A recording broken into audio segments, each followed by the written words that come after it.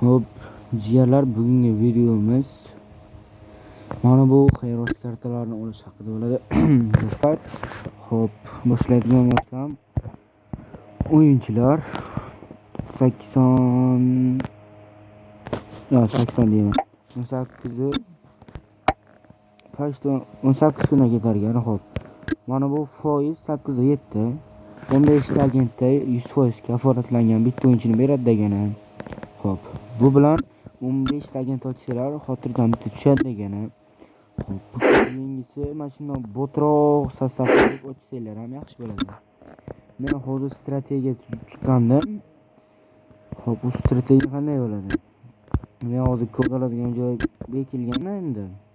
Shu ertaga ochilsa, Vyetnamga beraman. Shu 18 kun ichida bir normalniroq to'plab bersa, keyin mana bu olmos olaman.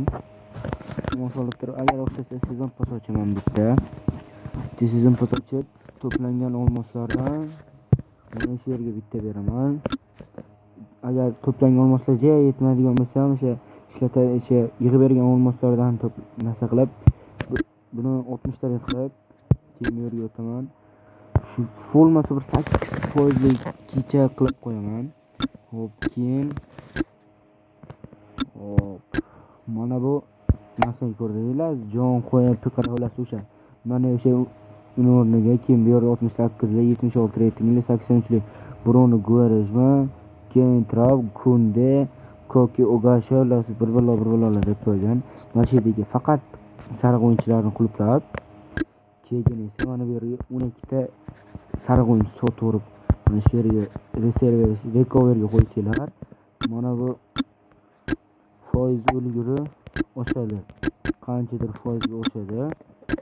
Keyin shu zaminlarni ham to'ldirib tashlaylarda sariq o'yinchilarga. Hop. Mening zaminim 56 talik ekan, 54 ta o'yinchi bor. Mana 290 zamin pul bo'ladi. Shunga qizilni sariq o'yinchilardan bosib olib, shu kechiga bir kun, yarim soat qolganlarida ochish kerak. Delese adashib beraveradi buni. Bro deyman. Desa bu adashib beraveradi o'yinchilardan.